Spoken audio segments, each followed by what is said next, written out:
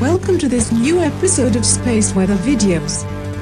Do you know what makes the spectacular aurora at the poles? Do you know what made all the water disappear from the surface of Mars? Well, the same thing that makes the artistic creation on Earth made Mars a cold and bleak desert. That is the solar wind, and today we shall know about it in this video.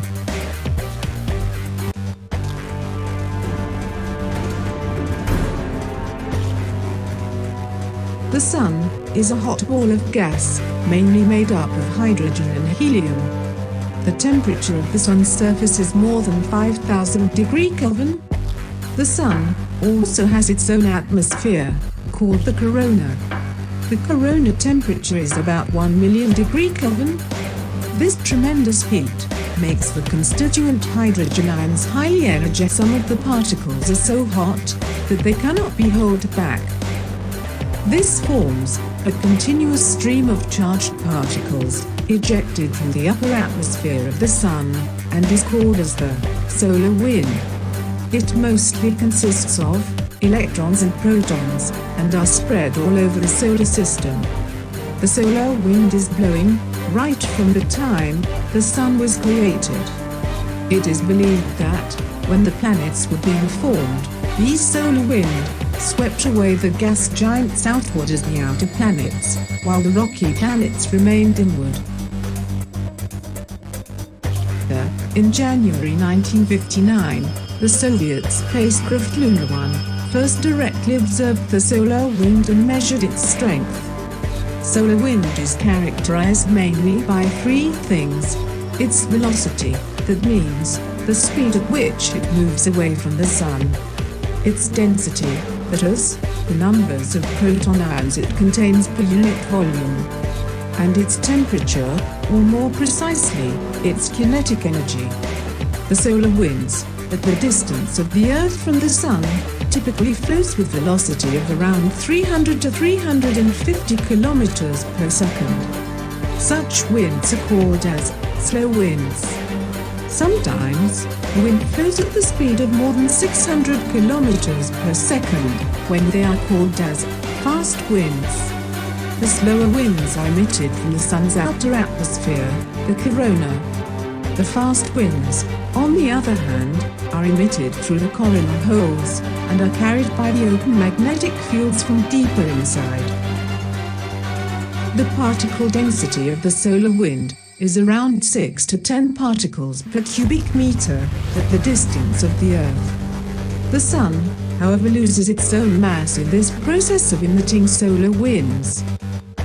1.3 into 10 to the power 36. This is the total numbers of particles emitted by the Sun in 1 second in form of solar wind.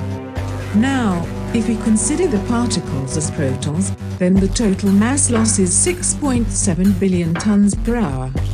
Interestingly, if we assume these numbers remain constant over ages, in its life of 4.5 billion years, the Sun has lost only about 0.01% of the Sun's total mass through the solar wind.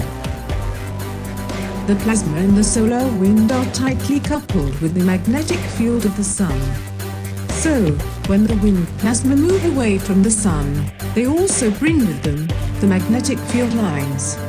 This is called the Interplanetary Magnetic Field, IMF, in short. These charged plasma, and the associated magnetic field, fills up the interplanetary space. These charges and fields engulfs the whole solar system, and a very large space even beyond it. This solar wind interacts with the geomagnetic field of the Earth, and also interacts with the other planets. This causes the interplanetary conditions to vary, electrically and magnetically, and gives rise to various phenomena. This is defined as the space weather. Typically, it takes about 2.5 days for the solar wind to reach the Earth. But it cannot reach the Earth's surface as it is deflected by the Earth's magnetosphere. Yet, sometimes, a special thing happens. The Sun's magnetic field carried by the solar wind, snaps the geomagnetic field from the equatorial region and gets connected with it. The magnetosphere opens it up as a result. Some of the solar wind plasma, on getting connected to the geomagnetic fields, flow down along it, forming a current down into the Earth's ionosphere. Hot plasma, therefore, can enter interior at the poles. The wind passes across the Earth. The geomagnetic fields, which are connected to the IMF, are carried down towards the night side of the Earth. The upper part moves over the northern hemisphere, and the lower part moves over the southern hemisphere. At the night side, the geomagnetic fields, which were till now connected with the IMF, get stretched long away from the Earth. At certain distance and under certain condition, the northern and the southern section again reconnect with their counterparts and relax back to their original shape. The maximum amount of plasma associated with these portions of the field flow down through these reconnected fields and enters the Earth's atmosphere through the poles. They collide with the neutral atoms of the atmosphere and creates the beautiful spectacle of Aurora.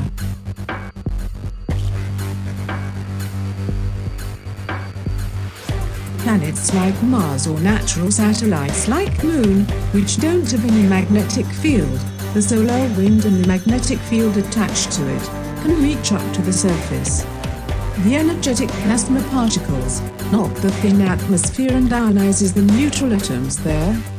These ionized particles then get attached with the interplanetary magnetic field, IMF, and get swept away with it into the interplanetary space. Thus, the solar wind can destroy the atmosphere. This probably happened with Mars. And it can also happen to Earth, if Earth loses its magnetic field. If you want to know in details how the planet Mars lost its atmosphere, keep watching our channel. Subscribe our channel and get notification immediately. But the solar wind is not only the natural artist, creating Aurora, or the destroyer of the planetary atmosphere. In fact, the solar wind particles act as the soldiers who protect the kingdom of the sun. The solar wind creates a vast bubble of such charged particles that includes the solar system and extends beyond it. This is called the heliosphere. All the planets and other bodies of the solar system are inside this bubble. The heliospheric bubble that they make covers us from many threats coming from the galactic region. For example, they do not allow the galactic cosmic rays to enter the solar system, forming at the flank of this bubble an invincible layer, called the helipause. This way, they protect us from the threat of the outer galactic cosmic rays. What will happen if the solar wind stops blowing? The heliosphere will squeeze and vanish.